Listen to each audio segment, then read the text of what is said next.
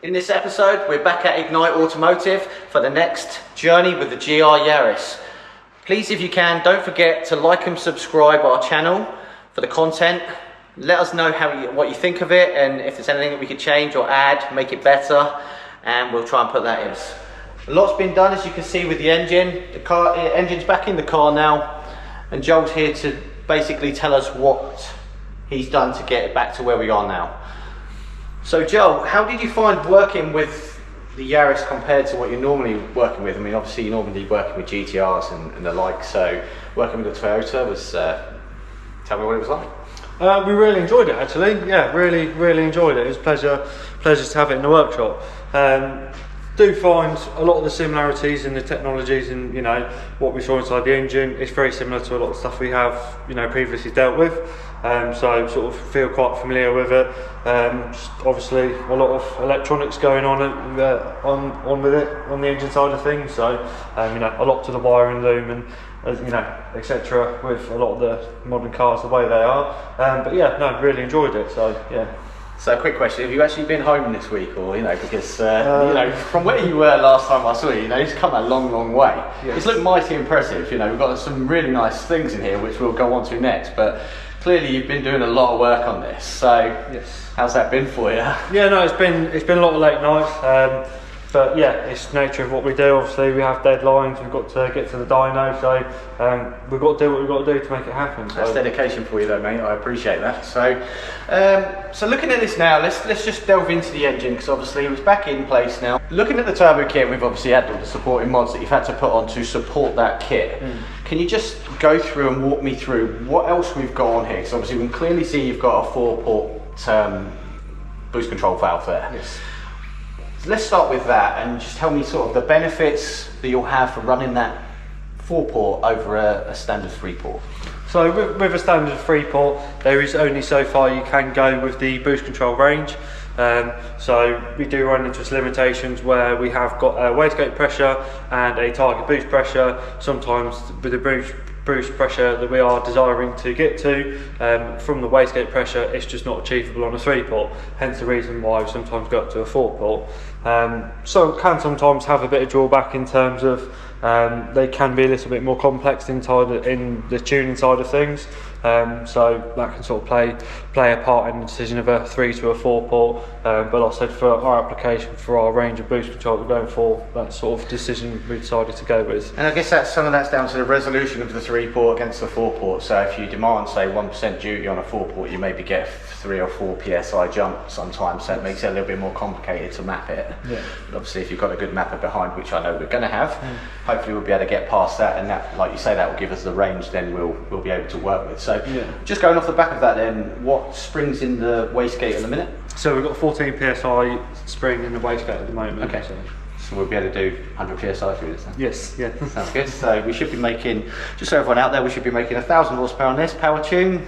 You ain't going to run away about your 740, mate. We're going to blitz that on Monday. We might run out of fuel though, so so I very much doubt we'll do that. So just going on to that then, so what else have we had to put in here? I mean, clearly you can see this big pipe here. Obviously we've got an oil breather. Yep. This is obviously from Hell, so can you give us some information on this then, please, mate? Yeah, so what we've done here is quite common with any sort of turbocharged application. When you are increasing boost pressure, we can start to see a little bit more blow-by gases, and obviously when we are venting those back into the intake, that can reduce the octane rating of the fuel, reducing the knock threshold of the engine. So what we've decided to do here is we've gone with a catch can to be able to eliminate the oil vapours going back into the intake. So we're going to keep that to recirculate into atmosphere rather than sort of going back to the intake. So there's a couple of benefits there, so that's sort of why we've gone down the route of fitting that. I guess it keeps it nice and clean inside the intake pipe, so you're not going to have all that vapour going through your turbo system. Yeah. So yes, there's a benefit there. Just running off the back of that, basically we've got the oil breather kit here, but we've also got an oil cooler on this car. So can you give me some information on the oil cooler and what that does as well? Yeah, so we've also installed the AirTech external oil cooler, and so the purpose being behind that We have got an external oil cooler that is mounted just behind the front bumper, which has got much better airflow than what the OEM sort of oil cooler would do. So it's just helped to keep the oil temperatures down, which obviously is always beneficial for engine health. So yeah, it's a nice big external oil cooler up front, helps get up to the temperatures. Excellent, excellent. Thank you for that. That's really good to hear. I mean, it's mega. I can't get over how mega it's starting to look, but I've just noticed the big one, the Cyvex is in. The Cyvex is in. So this is the exciting part. This is the control of the car. This is going to give us that 1,000 horsepower that we're going for to kick power tune.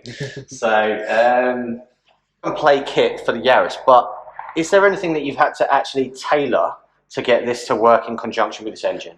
So yeah, obviously when the Cyvex have designed this kit, as you said, it is a plug-and-play solution, but with any sort of aftermarket ECU, there's always extra bits and pieces that we want to add, etc. So obviously in this instance, obviously the cam profile is different, so obviously low range fueling, etc. is all going to have to be adapted to suit.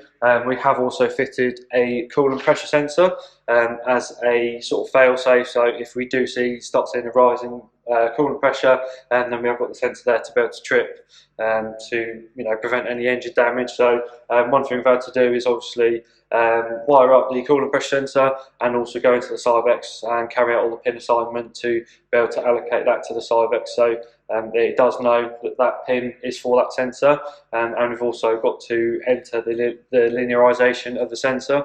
So we've got to tell the Cyvex at what voltage, what pressure it is, so it can understand the scaling of the sensor. As with many of the aftermarket sensors, etc., the scaling will vary from sensor to sensor, so that's just another part of the initial setup we've had to do. So yeah, a couple of other bits and pieces as well we've sort of had to tweak, but yeah, no, we're sort of getting there and sort of, we're very close to the point where we're going to be firing it up. Yeah, I mean, from what you just said there, I wish I spent more time at school, to be honest. It made more sense. But no, absolutely, mate. It's an amazing system. I'm so happy to see the engine back in the car. It looks absolutely mega for what it looks like. I mean, unfortunately, it looks a bit like a dishwasher, as we know. Yes. It's just pure wires on top of the engine, which is a shame. But yeah, ultimately, it's lovely to see it back in. There's been some really nice bits put on this car. The money that's been spent on it, and the part choice is mega. We've obviously got the coolant tank over there that's obviously been changed from the standard, so it's just looking the part now, and we're getting so close to that point where we're off to mapping. I mean, I'm so excited for Monday. Yes.